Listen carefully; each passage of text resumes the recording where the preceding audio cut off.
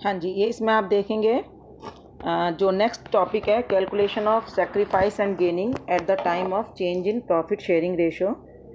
तो जैसा मैंने आपको रिकन्स्टिट्यूशन ऑफ पार्टनरशिप में बताया कि रिकन्स्टिट्यूशन होता है जब पार्टनर्स आपस में म्यूचुअली एग्री करते हैं कि हम आपस में शेयर्स चेंज करेंगे, या नया पार्टनर एडमिट करते हैं, या रिटायरमेंट होती है या डेथ होती है, तो उसको हम सबको रिकन्स्टिट्यूशन बोलते हैं। ये मैं आपको कई बार बता चुकी हूँ। ठीक है, अब इन सभी केसेस में आपका एक फर्स्ट स्टेप होता है calculation of sacrifice and gaining eight the time of change in profit sharing ratio, कि जब भी चेंज होता है तो आपको सेक्रीफाइस एंड गेन कैलकुलेट करना पड़ता है। ठीक है, और वो हर जो सिचुएशन है उसमें डिफरेंट होता है। उसमें मतलब जो कैलकुलेट करने का तरीका है वो डिफरेंट होता है। क्वेश्चन में आपको क्वेश्चन की लैंग्वेज से उसको समझना होता है।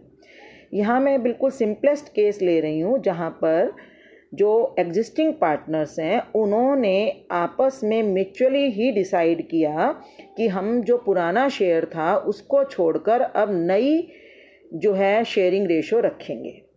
अब आपको इसमें देखना पड़ेगा कि कौन पार्टनर सेक्रीफाइस कर रहा है और कौन सा पार्टनर इस केस में गेन कर रहा है। ठीक है बेटा, अब इसमें क्या है कि कुछ बुक्स में करते हैं old share minus new share, और मैं ज़्यादातर जो वो फॉलो करती हूँ वो मैं new share minus old share करती हूँ, क्योंकि हम अपनी रियल लाइफ में भी हमने क्या पाया और क्या खोया, अगर हम कहीं पर भी देखना चाहते हैं कि हमें फ़ायदा हुआ या नुकसान हुआ है, तो हम हमेशा जो प्रेजेंट में हमें मिल रहा है उसमें से पास्ट को माइनस करके देखते हैं। ठीक है, जैसे मुझे अगर आज 15,000 रुपये मिल रहे हैं और पिछले महीने मुझे 10,000 रुपये मिल रहे थे, तो मैं क्या करूँगी, मैं कहूँगी मुझे 5,000 रुपये का फ़ायदा हुआ। तो वो मुझे कैसे पता लगेगा कि मेरी जो न्यू कंडीशन है, आज की जो कंडीशन है उसमें से मैं अपनी पुरानी कंडीशन को माइनस करूँगी। ठीक है, तो सेम कंसेप्ट मैंने यहाँ पर फॉलो किया है कि मैंने न्यू शेयर जो आगे अब मैं फ्यूचर में मुझे चलाना है उस शेयर में से अपना ओल्ड शेयर माइनस करूँगी, और माइनस करने पर आंसर अगर नेगेटिव आया, if answer is negative then मैं कहूँगी दिस पार्टनर इज़ सेक्रीफाइसिंग। देखो थोड़ा सा मैंने इसमें फिगर भी लिया है, ये एक जैसे सर्कल में से कट गया उसका शेयर, तो कुछ इस टाइप का मैंने इसमें शो करने की कोशिश की है कि जैसे सपोज़ किसी पार्टनर का शेयर 1:1 था, दो पार्टनर्स में अगर आप अपनी कॉपी पेन लेकर बैठो तो आप देखोगे कि सपोज़ दो पार्टनर्स हैं और आपस में उनकी रेशो 1:1 थी। ठीक है, तो ओल्ड शेयर ए का कितना हो गया, 1/2, बी का ओल्ड शेयर कितना हो गया, 1/2। अब इन फ्यूचर दे वांट कि हम 2:1 में जो है प्रॉफिट शेयर करेंगे, मतलब कि ए को मिलेगा 2/3 और बी को मिलेगा 1/3। ठीक है, 2/3 एंड 1/3। तो अब आपको निकालना है कि किसने गेन किया और किसने सेक्रीफाइस किया। तो बेटा मैं इसमें क्या करूँगी कि मैं नया शेयर जो उन्होंने अब डिसाइड किया है उसमें से ओल्ड शेयर माइनस करूँगी। ठीक है, अगर जैसे कि मैंने अभी आपको एग्जांपल में बताया था कि मुझे प्रेजेंट में 15,000 मिल रहे हैं और पास्ट में 10,000 मिल रहे हैं, तो मैं क्या करूँगी 15,000 माइनस 10,000 और मेरा आंसर आएगा 5,000 पॉजिटिव, तो इसका मतलब मैंने गेन किया। ठीक है, अगर मुझे प्रेजेंट में 9,000 मिल रहे हैं, पास्ट में मुझे 10,000 मिल रहे थे, तो मैंने 9,000 में से 9,000 में से 10,000 माइनस किया, तो मेरा आंसर आया -1,000। इसका मतलब क्या है कि मुझे प्रेजेंट में अब इसका मतलब मैं सेक्रीफाइस कर रही हूँ। तो सेम कंसेप्ट आप यहाँ पर फॉलो करेंगे कि न्यू शेयर में से ओल्ड शेयर माइनस करके अगर आंसर आपका नेगेटिव आ गया, इसका मतलब उस पार्टनर ने सेक्रीफाइस किया। ठीक है, और अगर आपका आंसर पॉजिटिव आया तो इसका मतलब उस पार्टनर ने गेन किया। तो देखो यहाँ पर मैंने थोड़ा सा इस चीज़ को जो सिंबल्स हैं उसके थ्रू भी किया है कि गेनिंग पार्टनर का शेयर देखो बढ़ गया और सेक्रीफाइसिंग का शेयर घट गया। ये नीचे फिगर है, इसमें भी दिख रहा है कि सेक्रीफाइसिंग पार्टनर के हिस्से में से थोड़ा सा शेयर निकलकर गेनिंग पार्टनर के हिस्से में चला गया। ठीक है, तो इस कंसेप्ट को ध्यान रखना बेटा, इसमें कंफ्यूज मत होना, क्योंकि यहाँ से अगर आपका कंफ्यूजन स्टार्ट हो गया तो आपके लिए बहुत दिक्कत होगी। और मैंने इसीलिए किसी भी बुक को फॉलो नहीं किया है। रीज़न क्या है कि हर बुक अपने अकॉर्डिंगली इसको डिफ़ाइन कर रही है, बट मुझे हमेशा बेस्ट कंसेप्ट लगता है, सीधा कंसेप्ट लगता है कि मैं प्रेजेंट में से पास्ट माइनस करूं।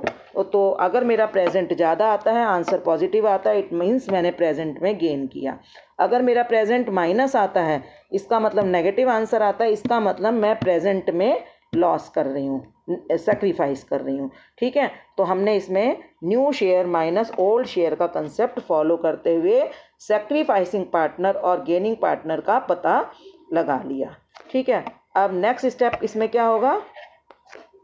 नेक्स्ट स्टेप होगा compensate the sacrificing partner by the gaining partner by adjustment of share in goodwill. जो आपका उसमें मैंने उस जो स्लाइड दिखाई थी उसके अंदर आपने देखा था, सेकंड स्टेप था कि आपने सेक्रीफाइसिंग पार्टनर को कंपनसेट करवाना है, यानी सेक्रीफाइसिंग पार्टनर को कुछ मिलना चाहिए in return of his sacrifice, कि उसने जो भी सेक्रीफाइस किया है उसके बदले में जो गेन करने वाला पार्टनर है वो उसको कुछ देगा।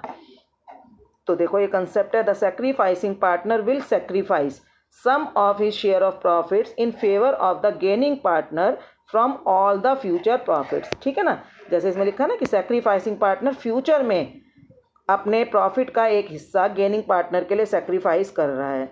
सो at the time of reconstitution, चाहे वो कोई भी एंट्री हो, कोई भी रीज़न हो रिकन्स्टिट्यूशन का, उस वक्त जो सेक्रीफाइसिंग पार्टनर है उसको उसके बदले में कुछ मिलना चाहिए। और मिलना चाहिए, आपको पता है कि जब भी किसी पार्टनर को कुछ मिलता है, तो हमने क्या बताया था फर्स्ट चैप्टर में भी, कि जब भी किसी पार्टनर को कुछ मिलता है तो उस पार्टनर का अकाउंट क्रेडिट होता है, और दूसरे पार्टनर का जिस पार्टनर को लॉस हो रहा होता है या जिसका अकाउंट का बैलेंस कम हो रहा होता है उसके अकाउंट को डेबिट किया जाता है। तो बेटा इस केस में हम गेनिंग पार्टनर अकाउंट को डेबिट करेंगे। गेनिंग पार्टनर का जो भी कैपिटल अकाउंट है, अगर फिक्स्ड मेथड है तो करंट अकाउंट डेबिट होगा, और अगर फ्लक्चुएटिंग कैपिटल मेथड है तो कैपिटल अकाउंट डेबिट होगा। तो हम यहाँ पर, मैंने इसमें कैपिटल अकाउंट नहीं लिखा है, थोड़ा रह गया है, तो आपको लिखना है gaining partner's capital account debit to sacrificing partner's account. आपको आइडेंटिफाई अगर आपने एक बार कर लिया तो आप जितना भी गुडविल का शेयर है वो निकाल कर गेनिंग पार्टनर के अकाउंट से निकाल कर, यानी उसको डेबिट करके सेक्रीफाइसिंग पार्टनर को इस तरीके से दे दोगे। ठीक है, तो आपको ये चीज़ समझ में आ गई होगी। अभी जब हम इसके क्वेश्चंस करेंगे, क्योंकि इस चैप्टर में इस वक्त मैं पर्टिकुलर टॉपिक ले रही हूँ, इसमें अभी इसकी बहुत ज़्यादा नहीं है, तो मैंने अभी आपको सिर्फ एंट्री के थ्रू समझाया है। ठीक है, हाँ जी। इसके बाद आपका जो नेक्स्ट बहुत ही इम्पॉर्टेंट टॉपिक है, that is revaluation of assets and liabilities. ठीक है, जैसा कि मैंने आपको बताया था कि जब भी पार्टनर्स आपस में प्रॉफिट चेंज करते हैं तो वो जो करंट वैल्यू है एसेट्स एंड लायबिलिटीज़ की, उनकी बैलेंस शीट में जो अपीयर हो रही है, उस वैल्यू को उसकी मार्केट वैल्यू के साथ कंपेयर करते हैं। ठीक है, अब उसके 3 परिणाम हो सकते हैं कि या तो वैल्यू घट चुकी है, या वैल्यू बढ़ चुकी है, या वैल्यू में कोई चेंज नहीं आया। ठीक है, अगर कोई चेंज नहीं आया तो आपको उसको इग्नोर कर देना है। ठीक है, लेकिन अगर आपने देखा कि उसकी वैल्यू में चेंज आया है तो आपने देखना है कि वो चेंज किस तरह का है। तो देखो, जैसे इसमें बताया कि if the market value of the asset has increased और the value of the liability has decreased, then there is a gain to the business. ठीक है, ये तो बेटा आप अपने आप भी एग्जाम्पल से, अपनी रियल लाइफ एग्जाम्पल से भी समझ सकते हो कि सपोज़ हमने सपोज़ कोई गोल्ड ज्वेलरी ख़रीदी है, वो हमारी एक एसेट है। हमने ख़रीदते हुए वो 10,000 रुपये की हमने एक रिंग ख़रीदी थी, और आज उसकी वैल्यू 20,000 रुपये हो गई, तो क्या होगा? हम सीधा कहेंगे कि हमें 10,000 रुपये का फ़ायदा हो गया। अब हम जो 10,000 रुपये में जो हमने रिंग ख़रीदी थी उसको मार्केट में बेचने जाएँ तो हमें 20,000 रुपये मिल जाएंगे। मतलब क्या, उसकी मार्केट वैल्यू 20,000 हो गई। जैसे आजकल आप देख रहे हो गोल्ड की प्राइसेस बढ़ रहे हैं, तो ज़्यादातर फैमिलीज़ में जो भी गोल्ड होगा एक तरह से उनकी एसेट्स की वैल्यू बढ़ रही है।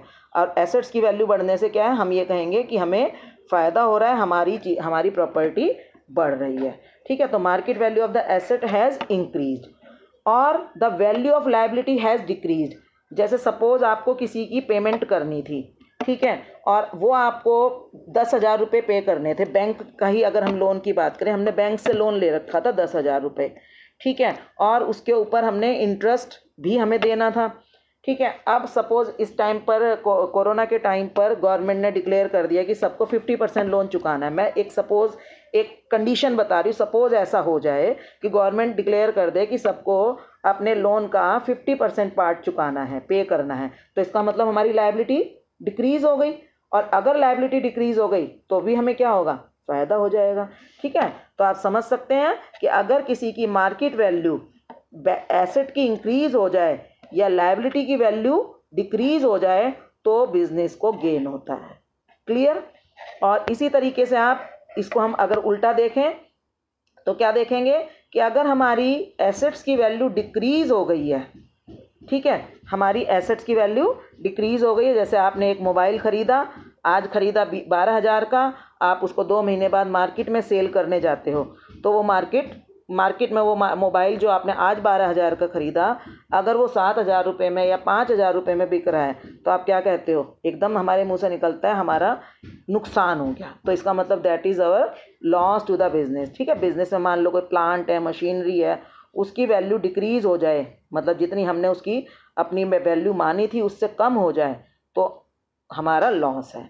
सेम इसी तरह से अगर हमारी लायबिलिटी इंक्रीज़ हो जाए, ठीक है, जैसे अगर बैंक गवर्नमेंट कह दे कि सबको जिसने जितने लोन लिए थे उसके ऊपर 10% एक्स्ट्रा उन्हें पे करना पड़ेगा, तो हमारी तो लायबिलिटी बढ़ गई। 10,000 रुपये लिए थे, अब बैंक को 11,000 रुपये देने पड़ेंगे। सपोज़ ऐसा हो जाए, कोई ऐसी मतलब किसी भी रीज़न से हो जाए हमारी लायबिलिटी बढ़ जाए, या हमने नहीं सोचा था किसी चीज़ के हमें पैसे देने पड़ेंगे, लेकिन अचानक अब हमें पता लगा कि अब तो हमें देने पड़ेंगे पैसे, तो वो भी हमारा क्या है, लॉस है। तो इस तरह से आपको समझ में आना चाहिए कि आपको जो बैलेंस शीट में एसेट्स एंड लायबिलिटीज़ की वैल्यू दे रखी है, तो साथ में आपको उसकी नई वैल्यू भी दे रखी होगी क्वेश्चन में।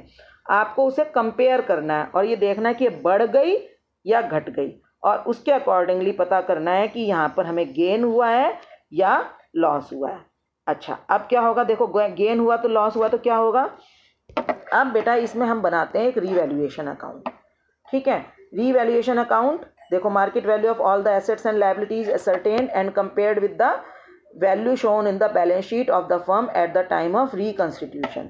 ठीक है, ये सभी कंडीशंस में ऐसा हमने करना ही है।